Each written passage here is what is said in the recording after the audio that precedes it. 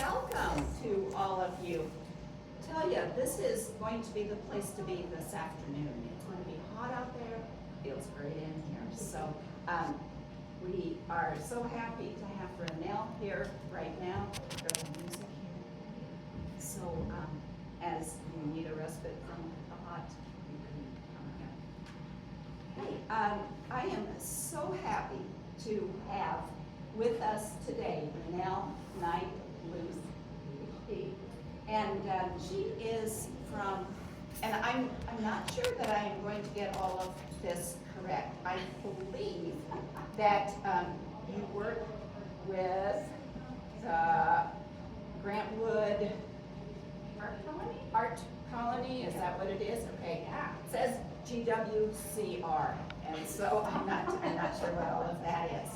But this is about a project at University of Iowa that deals with cataloging Grantwood's projects. And so happy to have her here today. I think she can explain much better than I what is going on, so I'd love to turn this over to her now. We've got just a few more people that are coming in as well. So there's plenty of seats, guys. Yeah, come on in. Hi, everyone in the front row here. Well, This is the family section. There you go. premium seating there. So as Elaine said, my name is Ranelle Knight-Leuth, and I can give just a little bit more introduction. So I grew up in a very small town in central South Dakota, not really what we would call the art mecca of the world. But as you know, being from a small community yourself, we find art everywhere in our everyday lives. I know there's a fantastic arts festival going on just down the block. I drove by it and went, I should pull over. No, I would never get to my presentation on that. So go check out the art festival for sure.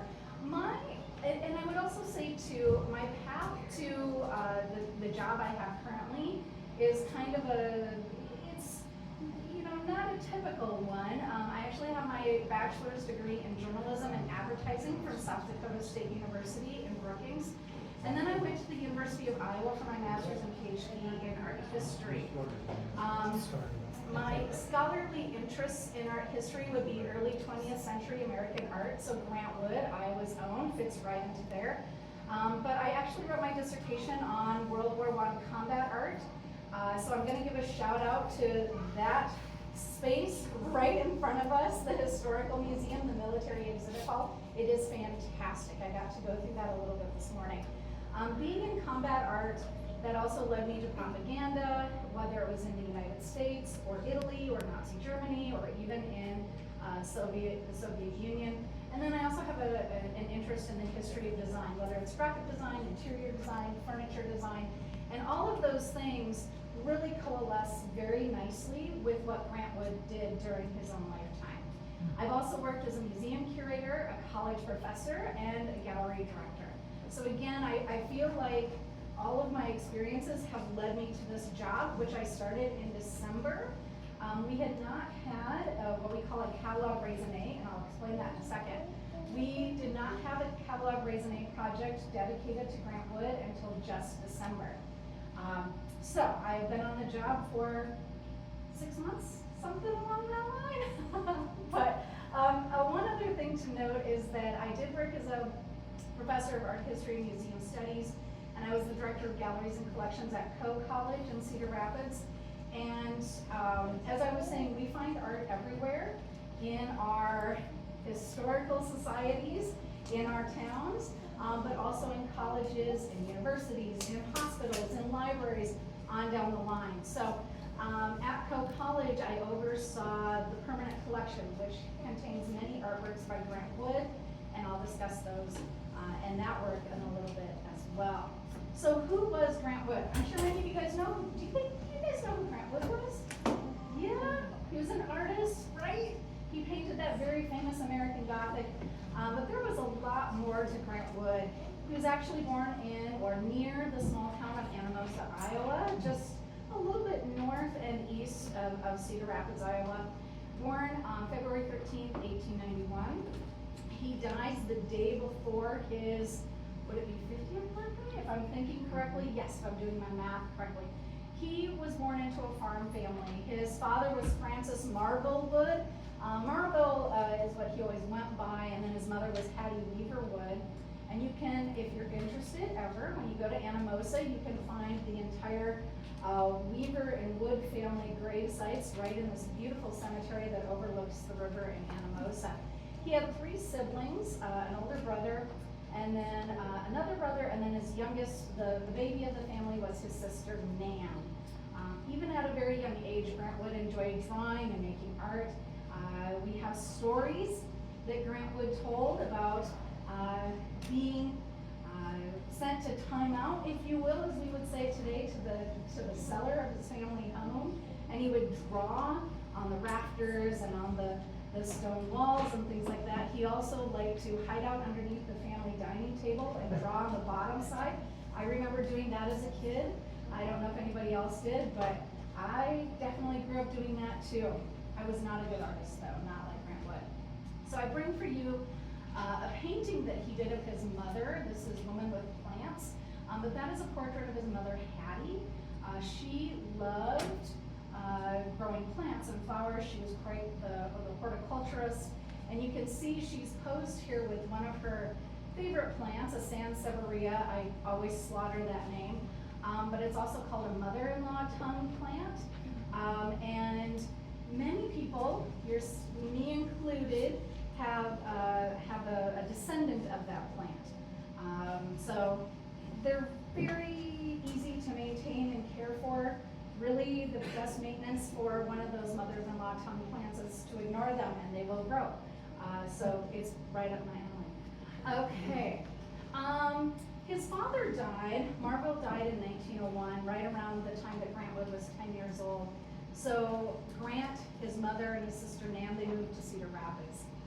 When Grant moved to Cedar Rapids, he became lifelong friends with a fellow artist named Marvin Cone. I bring for you a painting by Marvin Cone. Marvin and Grant, they graduated from Washington High School in Cedar Rapids in 1910.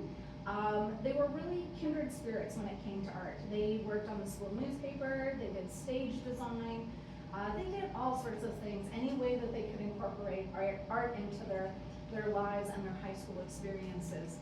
By the way, Marvin Cone goes on to become the first painting professor, establishing the painting and fine arts department at Coe College in 1932. Marvin Cone also served in World War I. He was very fluent in French, so he served as a translator. And Marvin Cone even created the insignia for his unit, his military unit. And we still have records of that today. Marvin Cone did go to Europe. He did serve as a translator in France. Grant Wood, well, he did various things. He after graduating from high school, he enrolled in formal art training programs in Minneapolis. Took some classes at the University of Iowa, took a couple of classes at the School of the Art Institute of Chicago. But his mother, he felt the need to prepare for his mother. Money was tight, so he didn't always finish his art training at those places. He would oftentimes come back to Cedar Rapids and take up odd jobs. He worked as a teacher in the Cedar Rapids Public Schools. When he was in Chicago, he worked for a silversmith shop, the Kalo Silversmith Shop.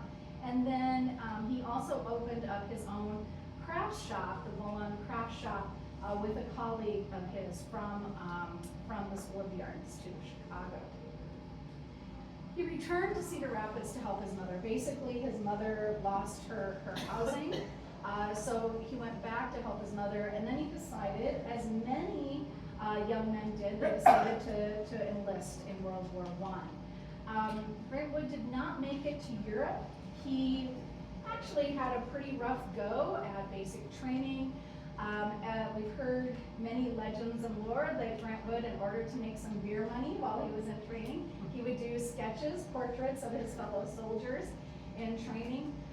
Instead, what Grant Wood did is he went to Washington, D.C., to a fort near Washington, D.C., and he painted camouflage cash on ships and other things too. So he did contribute in his own way to the Great War. He came back to Cedar Rapids. He taught at Jackson Junior High and McKinley High School in Cedar Rapids. After the war ended, he decides to travel to Europe, scrounging together money from his teaching jobs and things like that. So he goes to Europe in 1920, 1923, 24, and 1926. The places, the countries that he visits would be Belgium, England, Italy, and France. And here we have a photo of him in Paris with his lovely mustache and goatee a la Van Dyke style facial hair. And then also his Christmas card, Grant de Volson Wood wishes you a very Merry Christmas and a Happy New Year. And we see his suitcases, Paris to Rome and things like that. Many times Grant Wood would travel with Marvin Cohn over to Europe throughout the 1920s. And it was during one of those trips to Europe on the way back, I believe Grant Wood introduced Marvin Cohn to Marvin's future wife, Winifred. So Grant Wood had a lot of fun sort of playing matchmaker with his good friend Marvin Cohn. In the 1920s, Grant Wood, again, to really sort of make ends meet for his mother and his sister, he's providing for the three of them, he would take on numerous commissions. And several prominent individuals and their greater families, they would begin to hire Wood to do all sorts of things. One of those people was Henry Ely, who was a realtor, and Grant Wood did sketches of properties in Cedar Rapids that were then used in promotional flyers for that real estate company. David Turner and the Turner Mortuary, they purchased a very prominent mansion sort of in the heart of Cedar Rapids, and they turned that into the Turner Mortuary. Grant Wood did a stained glass window in there. He did other sorts of work too for the Turner family. And then there's Eugene Epley, who was a hotel owner. And the Epley Corporation, they had hotels in several areas here in the Midwest, but they hired Grant Wood to do murals and what we also affectionately call the corn room in several of these hotels. In particular, in Council Bluffs and Sioux City, we have murals by Grant Wood. And then he also did this lovely copper, iron, and paint chandelier, corncob chandelier, which looks really fantastic when it is lit as well. But that went in, the corncob chandelier went into one of those corn rooms in those hotels. So he did paintings, he did drawings, he did decorative arts, he did furniture, he did architectural projects. I tell you, just the other week, I got an email from a woman in Cedar Rapids who said, I think Grant Wood designed the porch of my home. And I'm going, oh my gosh, unfortunately, Grant Wood did not leave us really great records. Again, he was taking on any sort of odd jobs just to make ends meet. So he was not the best at leaving records, whether they be financial or archival. That's gonna be a fun part of my job, hunting down all this information. I do have to give a shout out to some of these murals. Not only did he do the corncob murals in those hotels in Cedar Rapids, Sioux City, and Council Bluffs, but he also did a figural mural. And when the Epley Hotel in Cedar Rapids, it was called the Montrose Hotel, it had a coffee shop, it had a restaurant with the corn murals, but it also had a coffee shop, and it featured these figures that we see here on the screen, and there are several other panels that go with it. But when the Montrose Hotel was set for demolition, people decided to save those murals, and they cut those murals out of the canvas, pasted them onto these large boards, and these murals are now at Coe College in Cedar Rapids, and they are massive and large. Grant Wood, probably one of his most famous paintings is Boy Milking Cow. And Grant Wood is known for saying, all of my best ideas came to me while I was milking a cow. So a lot of people like to use the Boy Milking Cow mural panel along with that quote. Now, we don't know how well Grant Wood was at milking a cow. Again, remember, he left the farm when he was 10 years old, so maybe he was pretty good at it, but who's to say? And then those murals, like I said, they ended up, just to kind of give you a sense of scale, they ended up going to the Whitney Museum of American Art in New York in 2018. The Whitney, one of the premier modern American art museums here in the United States, did a retrospective, if you will, on Grant Wood in 2018, and you can see where those murals were installed. The murals at Iowa State University, since of course they could not take those murals off the wall from the Park Library at Iowa State, they did a projection of those murals, and that's what you see in the lower right corner. It was really a fantastic exhibition. So Grant Wood, like I said, worked a lot with the Turner family, and he did several things in the mansion that you see in the lower left corner. He did a drawing. He did other things for the family, drawings of the interior and the exterior. They were used for a variety of purposes, those drawings were. But that was also where the mortuary was located. Now, in order to partially pay, to compensate Grant Wood, David Turner said, hey, why don't you use the hayloft and the carriage house that is right behind the mortuary, right behind this mansion that we see here. And the photo up in the top, that is a photo of that carriage house. Grant Wood took that hayloft, it was not really used as a hayloft at the time when Grant Wood got it in 1924, but he transformed that loft into a home. And he called that home, and it was his studio, 5 Turner Alley. Today, the Cedar Rapids Museum of Art oversees 5 Turner Alley, and you can visit it. It's rather fantastic. The carriage area, the carriage house, is now outfitted to be an interesting museum, and then you go upstairs into the loft, into 5 Turner Alley, and Grant Wood did some very interesting things there to make it compatible for 3 adults to live there at any given time. Grant, his mother, and his sister Nan. Grant Wood, we believe, he also did a little bit of sales work, selling what was called beaver board. So he would take beaver board and sort of use it to finish off the walls or to create pullouts out of the walls, such as tables and other things, because it is a very, very small space. And imagine living in an area that is that tiny. Grant Wood was also known for being quite a host, and he would have a lot of parties there. But he also used it as a studio, and here we see one of his paintings, The Midnight Ride of Paul Revere. But it was also in 5 Turner Alley where he painted American Gothic. Again, it is, I would say it's less than 1,000 square feet, maybe even smaller than that.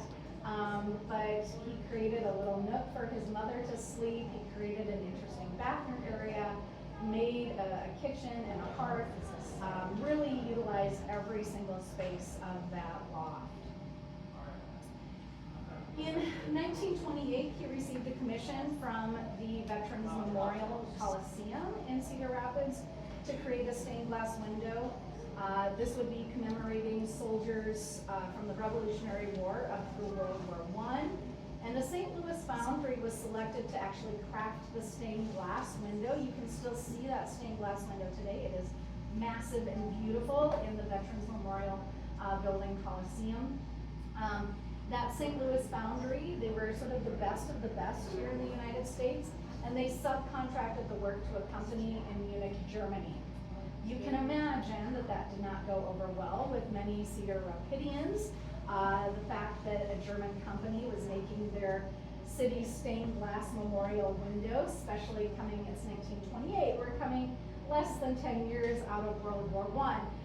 However, the trip was very beneficial for Grant Wood. He went to Munich. He worked with that stained glass company in Munich, but it also gave him a chance to really delve into Northern European art from the Renaissance period to the early 20th century. And that work really sort of inspired him to move into what we would call regionalism, or what Grant Wood would call regionalism as well. And I'll round back to regionalism in a second.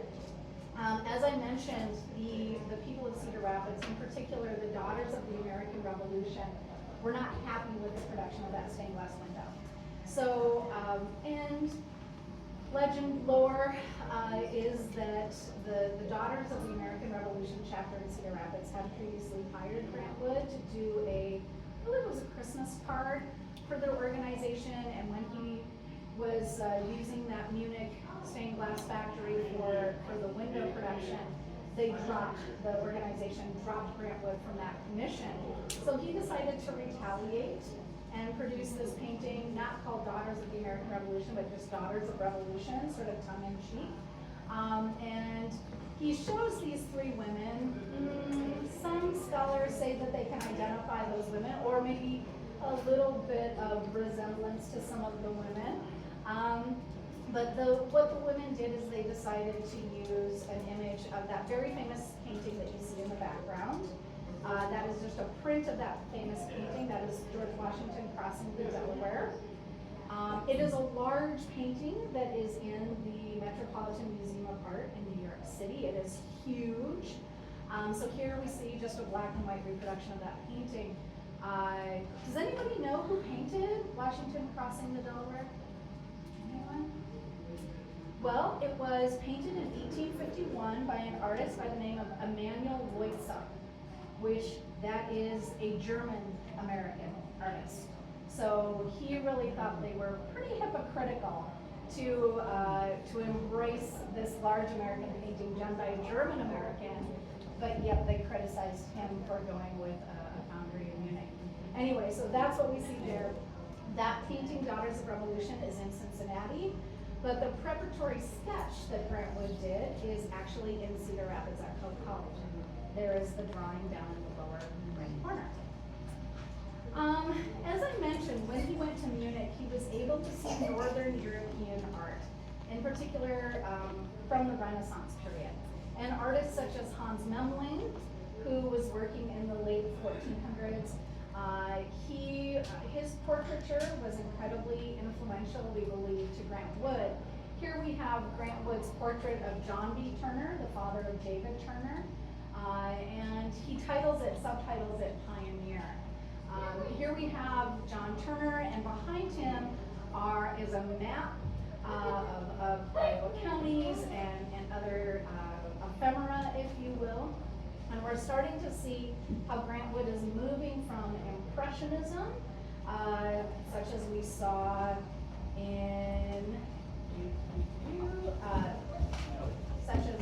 right here in that painting that he did of his studio and home, 5 Turner Alley. He's starting to move to a more crisp, clean edge type of portraiture. By the way, the portrait of John B. Turner, Pioneer, won the grand prize at the 1929 Iowa State Fair and sort of boosted Grant Wood's confidence. He also, around this time, paints American Gothic, again in 5 Turner Alley, that very, very famous painting. Probably one of the most famous paintings in the United States. In fact, I think Time magazine just came out in the last month with the top 8 paintings in the world, and this was the only American painting to make that list. So you can check that out. That was just released, I do believe. Yeah, American Gothic won 3rd place, the bronze medal at the Art Institute of Chicago's competition, and they decided to purchase it from Grant Wood for $300. And if you think about how much money the Art Institute of Chicago has probably made off of this painting, they got quite the deal. This painting is rather mysterious. So in certain instances, Grant Wood would describe it as a farmer and his wife, and other instances it would be father and daughter. I like to go with the father and daughter sort of interpretation. We do know the 2 people who posed for this. It is his sister Nan, wearing probably a family heirloom brooch. And then the man was actually Grant Wood's dentist, Dentist McKee. And yeah, right? So nonetheless, this becomes one of those iconic paintings, but it also really helps to say, this is America, and this is middle America. This is what Grant Wood saw. And in fact, the house that we see there, what we now call the American Gothic house, is in Eldon, Iowa. You can still go to Eldon, Iowa and visit that house. They have a fantastic museum. And if you are so inclined today, just down outside the building, I have a great big photographic display of the Eldon American Gothic house. And I have costumes. You can get dressed up. I even have a pitchfork. And glasses, all right? And so you can do a selfie in front of the American Gothic house if you would like to do so. There's so much scholarship on American Gothic. I will not go into it, but I will give a shout out to several scholars. An art historian by the name of Wanda Korn has done a lot of work. Yes, her last name is Korn. She's done a lot of work on Grant Wood, and she has a book coming out that is all about the parodies of American Gothic and how it has sort of infused into our popular culture, not only here in the United States, but elsewhere. So Grant Wood is really starting to get a name for himself through the state competitions, the Art Institute of Chicago, and in 1932 he decides to open the Stone City Art Colony with several others. Stone City, Iowa, not too far from Anamosa, was a perfect place to create this art colony. Art colonies were very prevalent in Europe, but also on the east coast of the United States. And several prominent artists, and even some artists you may not know about, went to these art colonies. For example, President Woodrow Wilson, his first wife, was very active in an art colony on the East Coast, and he would go in the summertime with her to her art colony experiences. But the Stone City Art Colony did several things. You had the more experienced artists teaching other artists. There was this idea of camaraderie and collaboration. It was really kind of a fantastic opportunity for these artists to gather together in eastern Iowa. After 2 summers, though, the colony disbanded. There were financial issues, and you can guess Grant Wood was probably not the best money manager. But it garnered more recognition for Wood and his fellow regionalist artists. Here we have some photographs. Grant Wood and John Stuart Curry, one of the big 3 regionalist artists. John Stuart Curry worked out of Kansas and Wisconsin. Here we have a group photo. Grant Wood, you see, is in the bib overalls in that group photo, and seated in the very dapper, crisp white shirt right below Grant Wood is Marvin Cone. There's a painting of Stone City, and then Grant Wood, what he did is he took an icebox car, railroad car, and he painted the exterior. He slept in there. He sort of retrofitted it to be his art colony lodgings. In December of 1934, Time magazine sort of puts these 3 regionalist artists on the map. John Stuart Curry, Grant Wood, and Thomas Hart Benton out of Missouri. And this becomes sort of the defining moment of American art, finally saying, hey, we have American art, and it's not all connected to Europe, if you will. Grant Wood also in the 1930s, 1933 to 1944, was in charge of the Public Works of Art Project, the first federal art project for artists. This was part of Franklin Delano Roosevelt's alphabet soup of programs, if you will. Roosevelt was elected in 1932 as the 32nd president of the United States, and he promised a new deal for America. In March of 1933, FDR is inaugurated, and he basically hits a pause on all of the nation's banks for 4 days, sort of creating this bank holiday to just sort of reboot the financial system within our nation. That financial panic was really gripping the country, so FDR says, let's just put a hold on everything. He sort of resets the banking industry, and then he also starts putting together work programs for a variety of purposes here in the United States. The PWAP was, like I said, that first federal art project for artists. It basically put artists to work in a variety of ways. They received weekly salaries, and each state had at least one director, and Grant Wood was listed as the director for the Iowa PWAP. And he secured work from numerous artists, his students, his fellow art colony artists as well. And of course, you might know the PWAP for its mural projects that it did throughout the United States, in particular in like government buildings and post offices. And you have one here in Parkland, right? In the post office. So the Farmer Feeding Industry by Richard Gates is one of those PWAP projects.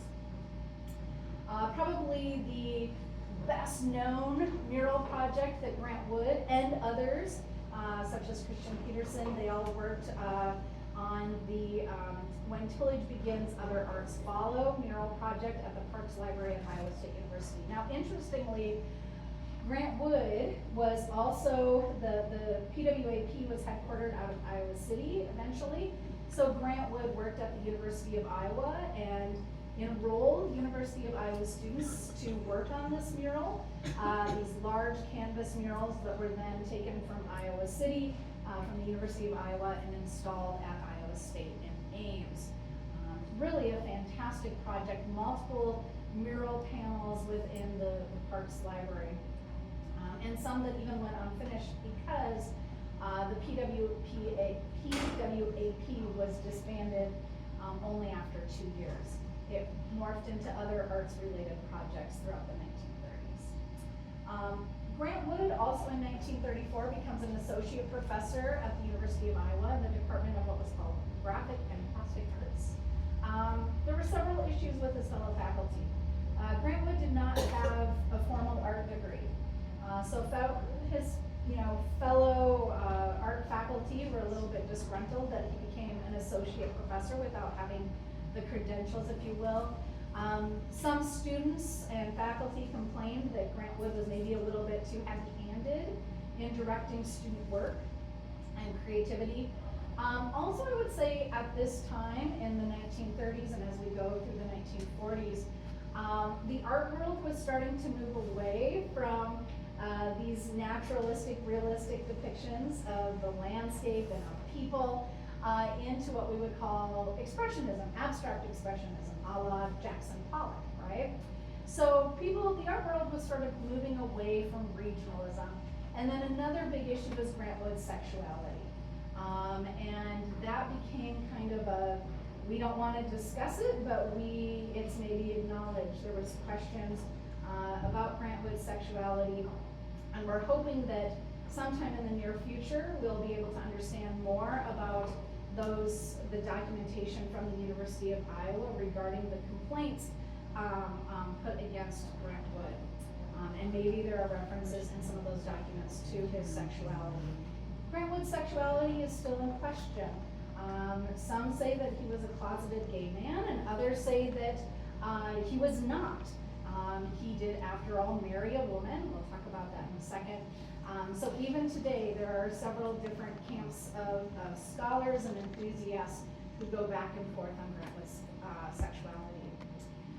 Grant Wood, though, decided to write, if you will, the Regionalist Manifesto. He collaborated with a journalism professor at the University of Iowa. His name was Frank Luther Mott, to write Revolt Against the City. This was, like I said, this putting forth this idea that regionalism is an important part of art, of American art, and it also gave Wood a publishing credit, which gave him a little bit more credence within the academic world at the University of Iowa. We have this saying in the life of a professor: you either publish or you perish.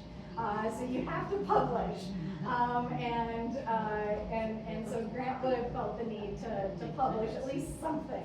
So he writes Revolt Against the City with Frank Luther Mott.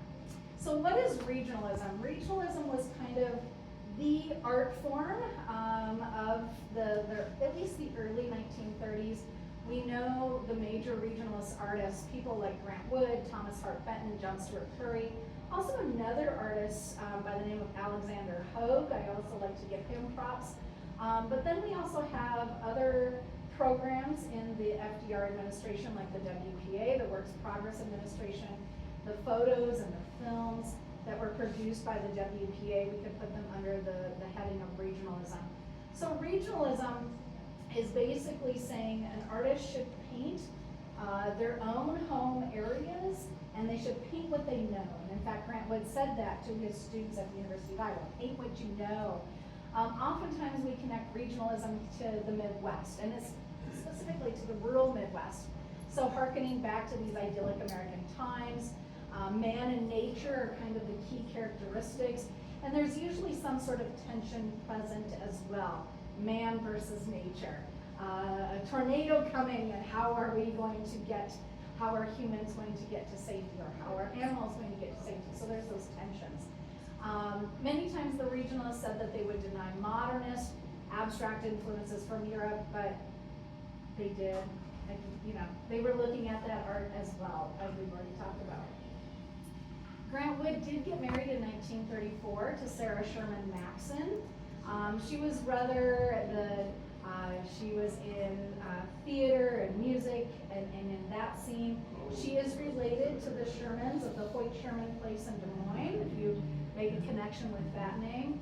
And Grant Wood decided to move with Sarah Sherman Maxon to Iowa City, and he bought 1142 East Court Street in Iowa City, which is rather a fascinating home with some great heritage in Iowa City.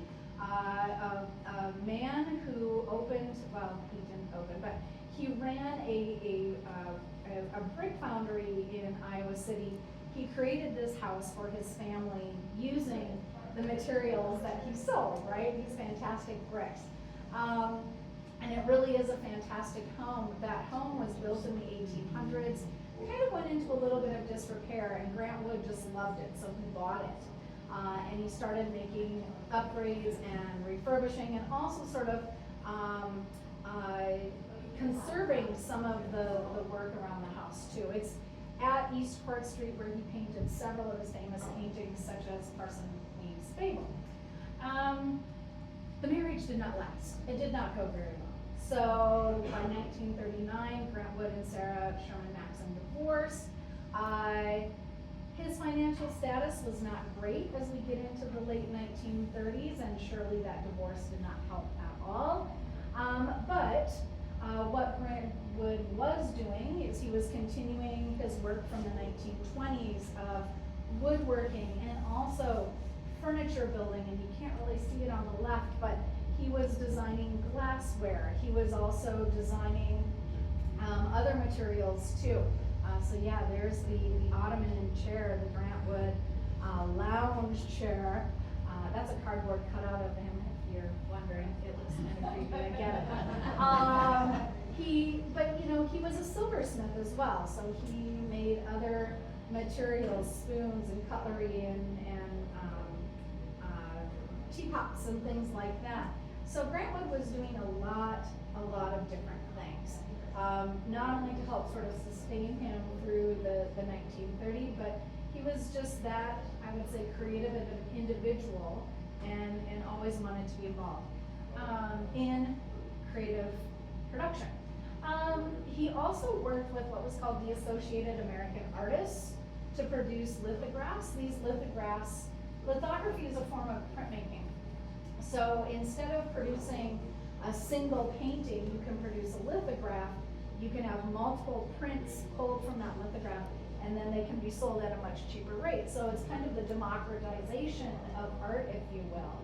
Grant Wood did 19 lithographs. I bring in just a few of them here.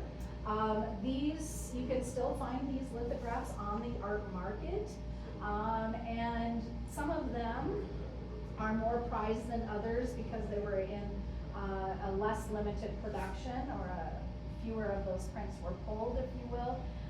But nonetheless, many private collectors are always wanting to try to get all 19 of them, and it's rather difficult to do, but you can find these on the art market nonetheless. This, of course, helped open Grant Wood to everyday Americans, not just those who were visiting museums, but it was a way to sort of create a broader reach with his art. Grant Wood, as we see here in this promotional tag on the right, he was an avid smoker. Not good, right? So within the last few years of Grant Wood's life, he was really smoking quite a bit, much to the detriment of his health. He did, we believe, give up smoking towards the end of his life, but he spent the last summer of his life in Clear Lake, Iowa, and he was really starting to feel rejuvenated by his time in Clear Lake. A particular scholar by the name of Paul Jewell has written about Grant Wood's last few months in Clear Lake and then his return to Iowa City. But these were his last two paintings that he was working on in Clear Lake, Iowa, and then back in Iowa City. So we have spring in town and spring in the country. Grant Wood did die. He died, like I said, just a day before his 50th birthday on February 12th, 1942. In Iowa City. He left several projects unfinished, unfortunately, and they were in a variety of arenas as well, creative arenas.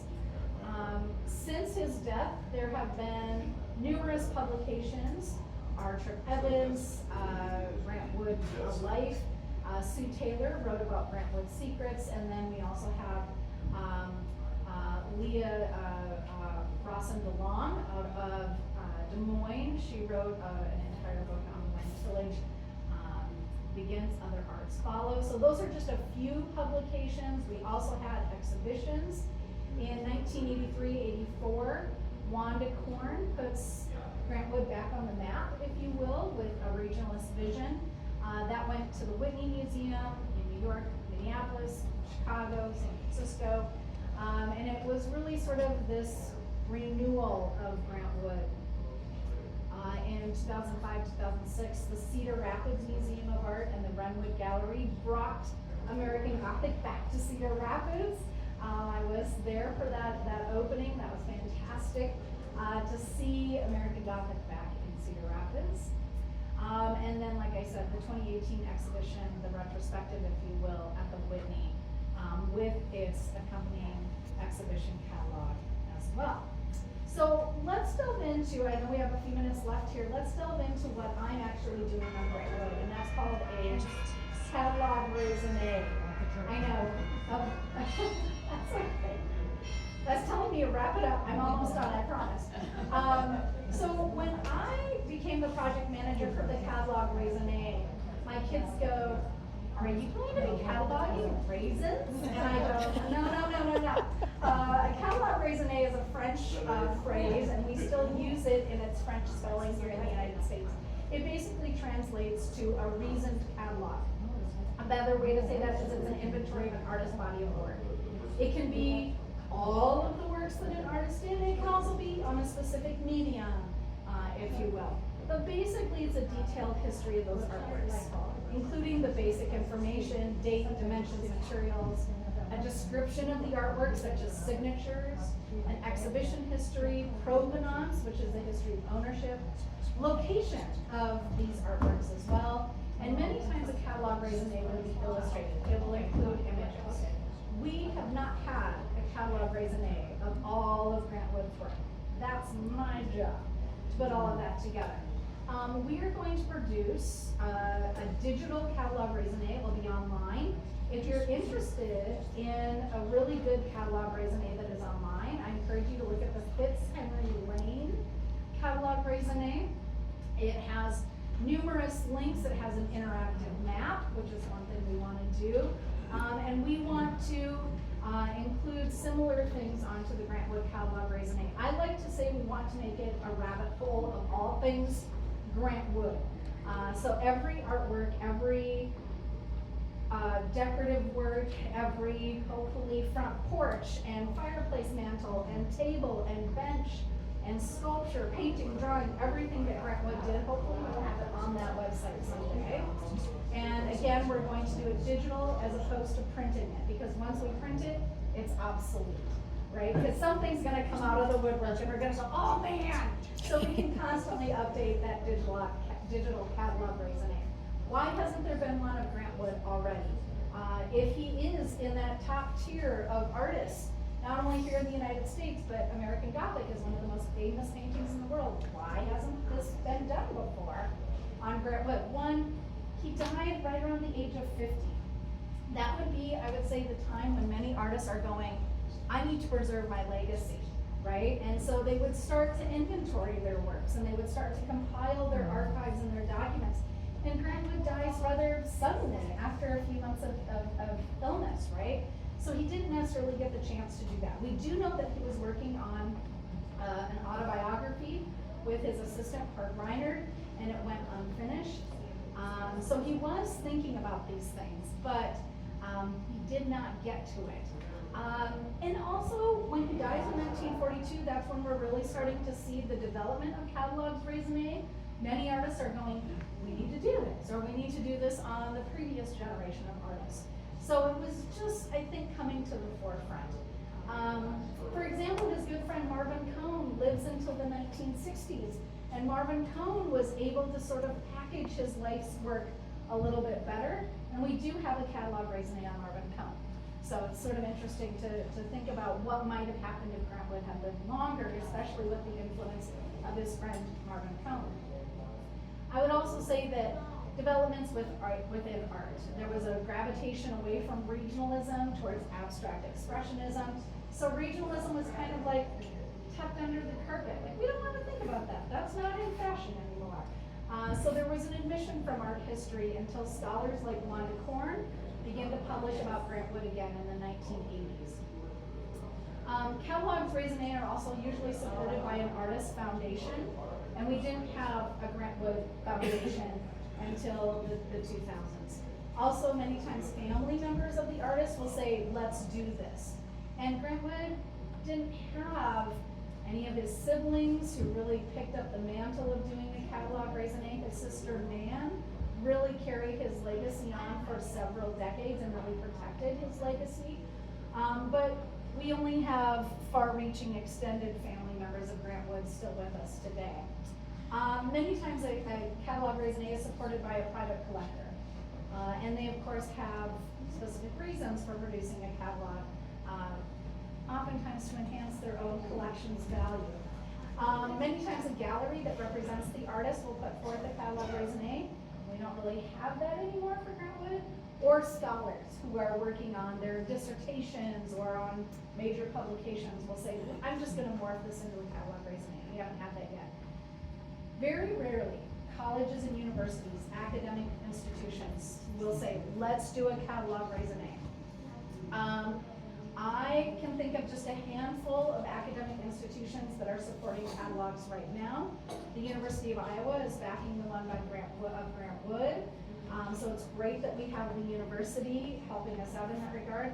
Another one just up the road in Vermillion, South Dakota, University of South Dakota is doing a Catalogue Raisonné on Oscar Howe. Oscar Howe, one of my very favorite artists, Native American artist who worked and who was from South Dakota, who did some really interesting geometric abstract work.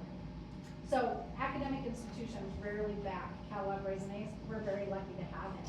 Why is this important? So many times people are like, well, what's the big hairy deal? Why do we have to do this? And I say, well, we need to preserve that information before it's lost.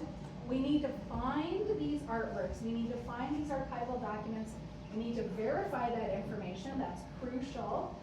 Many times people will say, I think I have this artwork by Grant Wood, and we do some research in it and we go, not by Grant Wood. So it's important that we parse out what is truly a Grant Wood artwork and what is maybe a copy by one of his students or just a fake and forgery altogether.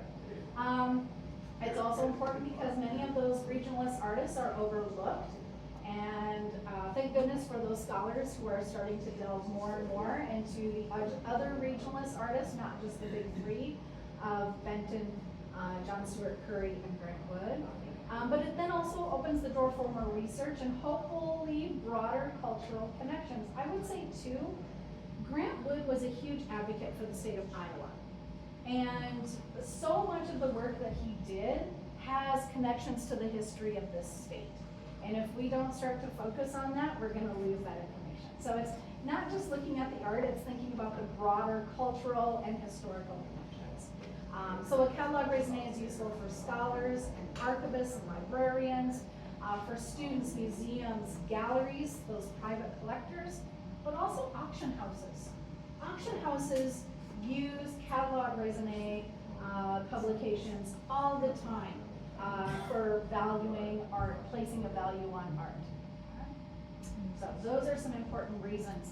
What are our goals? To create that digital catalog raisonné, to make it interactive, to make it easily updated, and to provide a wealth of information. And then we're also coordinating, we have a grant, the Catalogue Raisonné has a grant that stipulates that we work with graduate and undergraduate students at the University of Iowa. And I am so, so thankful for that. But it's also great training for students. Going through a master's and a PhD program in art history, I learned how to be a college professor, I learned how to be a researcher, I learned how to be a museum curator, but nobody teaches us how to do catalog raisonnés. And we need to train our students to take on this work because it is so very important. So I feel like I do have my professorial hat on at times as I'm going to start working with graduate and undergraduate students. How is this funded? And the Grant-Wood Art Colony, which is a fantastic organization in Iowa City that does a lot of research and outreach, if you will, throughout the entire country. But we also have some great private donors who said, yes, I want to contribute to the Catalogue Raisonné and making sure that this project goes. Our major grant right now is with the Carver Charitable Trust. And it's that Carver Charitable Trust grant that says we need to work with, they want us to work with those students at the University of Iowa. And then the University of Iowa's Office of Community Engagement also is helping to support this project too. So we're looking for continued grant funding, and the University of Iowa is able to help us with that too, as well as volunteers who say, I have grants that I can help you write and stuff like that. I would also say too, it's about supporting and reinforcing relationships. I have talked with numerous individuals who are just interested in grant writing or regionalism. And they just have a wealth of information.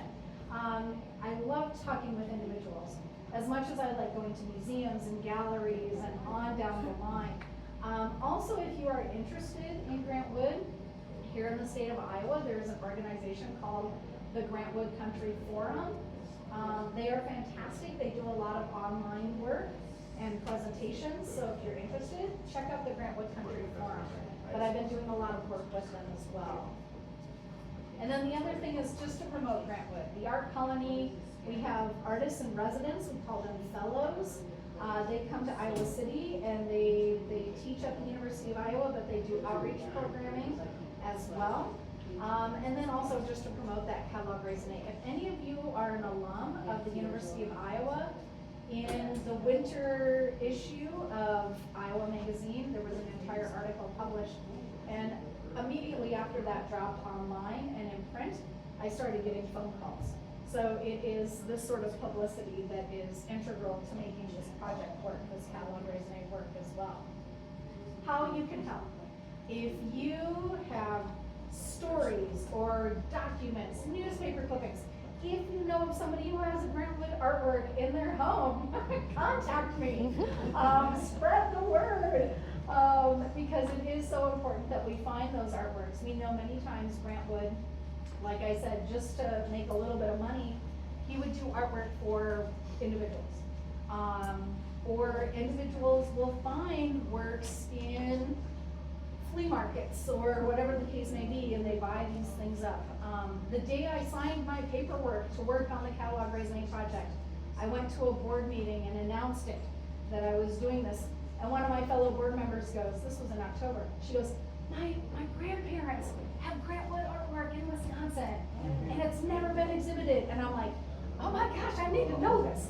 So if you have any information, please feel welcome to share it with me. So that is, I am done, but I will take any questions you might have. Thoughts, ideas? Anybody have any Grant-Wood artwork in their attic?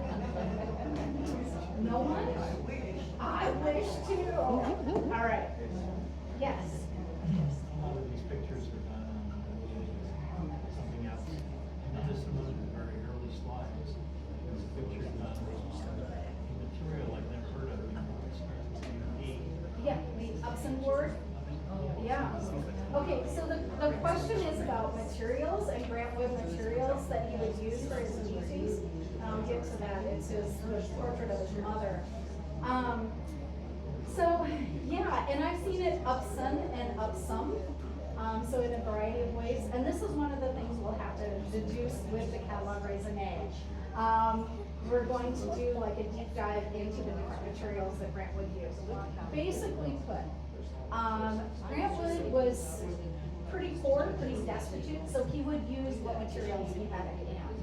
Being a door-to-door salesman, if you will, of beaver board, he had a lot of that on hand. So what distinguishes between Upson board and beaver board and masonite and all sorts of things? That's something that I need to start digging more into. And I'm gonna be working with an art conservator, hopefully one here in the Midwest, and we can start to talk about those materials. But yeah, it is kind of, I would say it's like a pressed board, I do believe, which was kind of somewhat like what beaver board was as well. That's what beaver board was. Yeah, that's what I think it is. It's kind of like one of those pressed boards that would have been manufactured in the 1920s coming out of World War I, right? Needing those materials to build homes and other things too. So yeah. Other questions? Did cancer, did the cigarettes kill him? Yes, so the question was, did cancer kill him? Yes, it was actually pancreatic cancer. Yeah, which, and it was, yeah, he was diagnosed, I wanna say in November, and he passed away by February. So yeah, tough thing to beat, but probably those cigarettes contributed to that for sure. Question about American Gothic. Yeah. Do they really not know who that beaver is? Oh, it's his sister Nan. Sure. Yes, that is his sister Nan. So the question was the woman in American Gothic. Yes, that is his sister Nan. She was not altogether happy with the way she is depicted. So he did do another portrait of her, and she's quite chic in this other portrait that he did. She's just very lovely and fashionable. But yeah, this is not her best look.